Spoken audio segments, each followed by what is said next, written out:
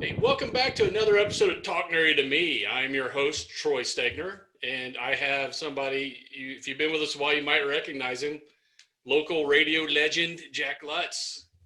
What's going on, Jack? Hey, what's going on, dude? Normally I would do this intro a long time ago. You like comics. Yeah, right? You like comics. Yeah, You love comic book movies. that's before you went all Hollywood on us. Stop it. We're still here. I'm still at the station, What's going on, dude? Nothing. I'm starting to interview a lot of local type people, you being one of them. Yeah. I mean, you've done a little bit of everything. I mean, you've gone from degenerate gambler living in your car Yeah. to radio DJ at KLA Degenerate radio DJ. and radio DJ up here. You've done quite a bit of movie acting. Yeah.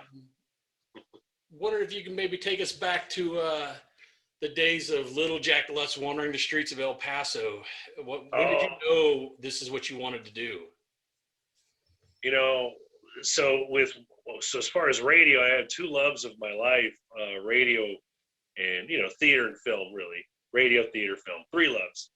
And I knew that I wanted to be in radio when I was, I want to say, early high school days. Early high school. I was listening to guys like Scott McCarthy, who I ended up working with, and who's no longer with us anymore, God rest his soul. Big Al in El Paso, who's no longer with us, God rest his soul. Magic Mike. A lot of guys that are no longer with us, man, that I used to listen to when I was a kid growing up, and they were the main reasons why I wanted to get into radio. And I knew right then and there, my mid-teens, what I wanted to do for the rest of my life, and that was the radio business. That, and of course theater. If I could get my foot in the door to do any sort of film, I wanted to do it. So most of the people who inspired you were local then, not the big name DJs. You were more of a local guy.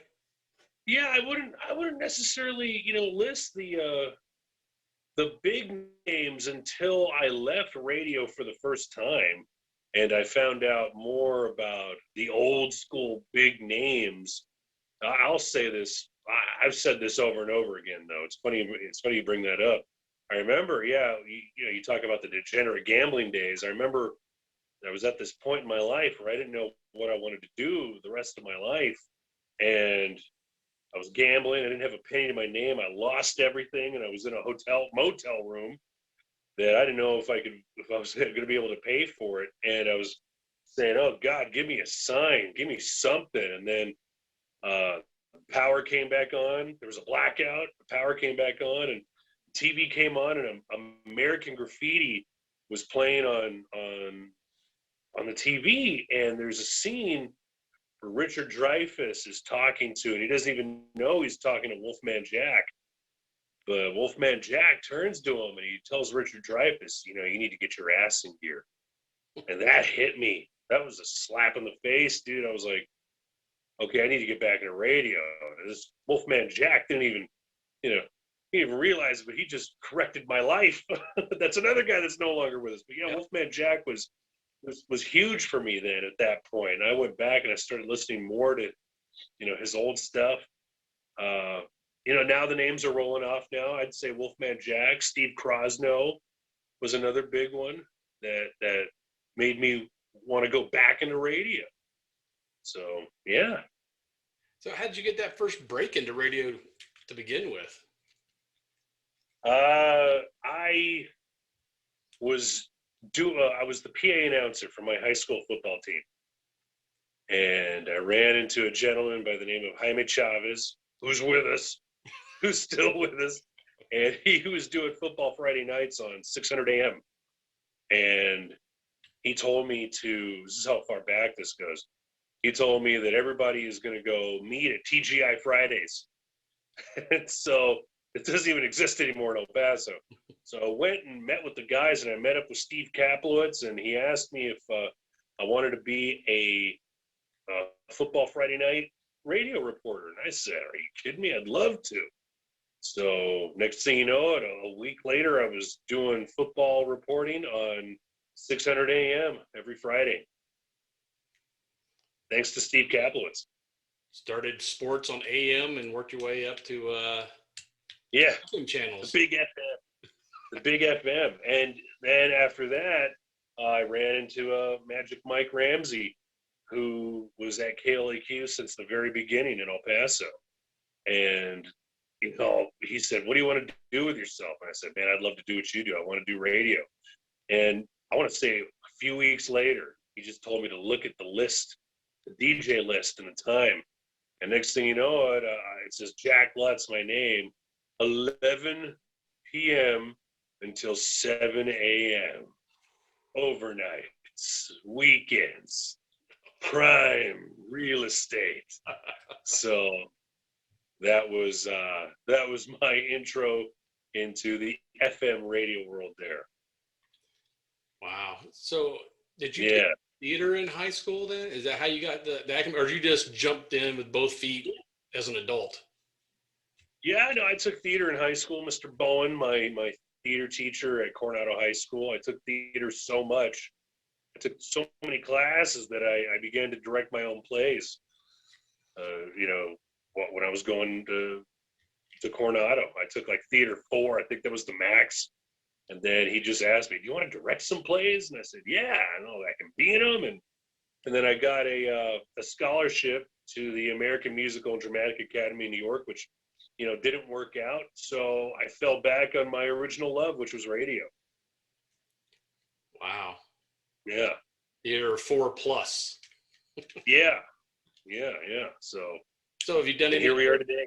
directing since then, or just No, it was just that time. It was just that time back back when I was a teenager. So no, but I've always loved the theater as well, whether it be musical, whether it be drama, any sort of theater. I've always been a big fan of that. So anytime, whenever there was theater before this little pandemic that we've had going on, I'd always jump and go to any theater that came into town.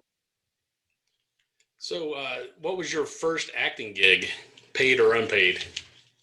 Paid? Well, okay, paid was as an extra in Indiana Jones and the Kingdom of the Crystal Skull. You can see me in the background as one of the Russian soldiers pointing a gun at Harrison Ford. And then after, that was the big one right there, just as an extra in the indie film. Wow, so you were with Harrison. How close did you get to Harrison Ford? It was very close. It was like I was I could have action with him, or is it just kind of he's the star? Yeah, just don't make eye point contact. this gun.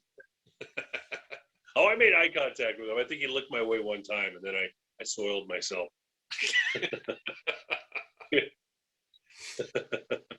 Wow.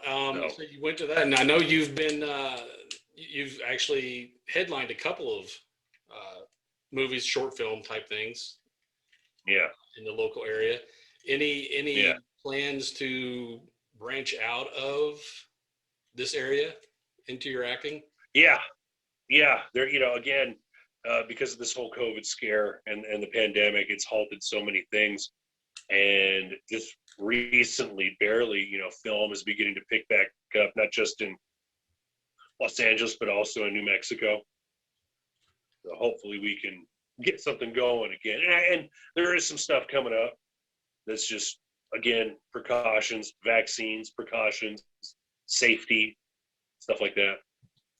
So you're probably happy when they made the new was the Crucis film thingy there on Valley, the big studio. Yeah, the film studio. Yeah, that's helped a lot of people out, and it's brought a huge awareness to this state, not just in Santa Fe and Albuquerque, but here in Las Cruces as well. It shows the community. Yeah, we can hold our own, and we have. We've done a few projects here. The city has, which is great. Keep them coming. Yeah, I mean it's kind of like you said, put on a standstill with pandemics because most of the theaters, they're starting to open up now everywhere except for New Mexico. Yeah. So no new movies have come. What was the last new movie you went and watched in the theater? Oh gosh, in the theater, probably Tenet in El Paso. Wow, yeah, I can't even Yeah. You remember? Yeah. Onward. And you had to rent the theater out. You had to rent the theater out in order to see that. That was right in, that was the strongest point of the pandemic. So that was the last time we were, I went to go to the movies, and I miss it. I'm really going through theater withdrawals, especially with the buttered popcorn, the popcorn at Allen Theaters. I'm missing that so much, Troy. Yeah, there's something about that theater popcorn. You can't make it at home. Oh, I know. No matter how hard you try and duplicate it, you can get all the materials. You can get your own popcorn maker. You can get the flavacol and the coconut butter and the ghee, but it's just something about it, man. I don't know. Alan's got that recipe. Alamo Draft House too, for that matter. Yeah. I love the Alamo Draft House bottomless popcorn. Oh, I know. We've done that quite. And then the Parmesan truffle, that's good too. Wow. Yeah. We tore it down there a few times. Yeah. So what are your near future plans? You have anything you're working on, any projects? Well, so we got a new release coming out called The Dead of Night. That's coming out the 9th of March across major streaming services. That's with Matthew Lawrence, Lance Henriksen, Boots Sutherland, who was in Boots Sutherland was just recently featured in Yellowstone with Kevin Costner. Jake Etheridge, who was in Nashville. Everybody knows Lance. And Matthew Lawrence. So I played a killer in that, and that was fantastic. That was a ball to do, let me tell you. The big silent type killer, or? Yeah. I was the big bad. I had a partner in it. My buddy Jesse Kinzer was also he was the fox killer. I was the coyote killer, and we were two different styles of killer. That's all I can say. Interesting. Wow. Yeah. So I'm hoping that's gonna get some attention. But I really put everything I had into that role. That was one of the funnest roles I've ever had. Wow. How about in radio? Is there any projects on radio? I know with the pandemic, there's not a lot going on, but. Well, the tricky thing is with radio and the pandemic is that, there's so many businesses that want to advertise, and that it feels like that their hands have been tied and cuffed, whether if they can stay open or close, and there is a fear of losing money, but it's I guess you could say damned if you do, damned if you don't. You gotta spend money to advertise, and you gotta let everybody know that you're open, and the way to do that now is back in radio. So people have been turning back to radio for news and up to date things regarding the pandemic, so we can keep you up to date minute by minute, hour by hour. Yeah, and I've noticed you guys branched out into the news with the Las Cruces Today. So yeah, big time. Help. Yeah, that's no subscription fee. That's free, absolutely free. Yeah, not hidden behind a paywall. No, it's free, and it always will be. Wow, I think that's all the questions I really had. I think we answered them all, and I know with my long-winded answers, I just answered more of your questions. Well, it's hard. It's hard when you know the person, and I already know the answers to a lot of this stuff, so I have to. Yeah. I have to do what everybody else wants to hear. How are you? Yeah. I've had people do that, turn it around and interview me. Right. How does what advice would you give to somebody who's looking to start out in either radio or local type productions? So, radio, man, radio is always looking for interns, man. They're always looking for board runners. Board runners is somebody to help produce a show when somebody's out on a remote. They're there to click the buttons and make sure that the mic is on, overnight people too. Like I said, people that can run a board. Start out as an intern. You stick with it long enough, man, they'll give you something to do. They did it with me. You stick with it, and they'll give you something. Just to get rid of it. You gotta earn it. They won't just give it to you. How about with movie productions and stuff? So with that, I've always been of the mind to start with commercials, short films. Short films help a lot. Short films help with what's called a reel, and that displays your acting chops. You can start with short films there, and then people will look at, oh man, well, he was pretty good in this short film. He's got a pretty solid reel, and you put your info out there, and hopefully they get a hold of you, and you get lucky. I hate to use that word, but luck has a lot to do with it. They look at your stuff, they like you, they'll call you, they'll get a hold of you some way with your reel. You just put your info, So basically build up a little portfolio for yourself. Yeah, exactly. With your info attached, always. It's kind of like with news people too. They have a reel. News broadcasters, they have a reel and then their information at the end. There you go, guys. Now you know. Yeah.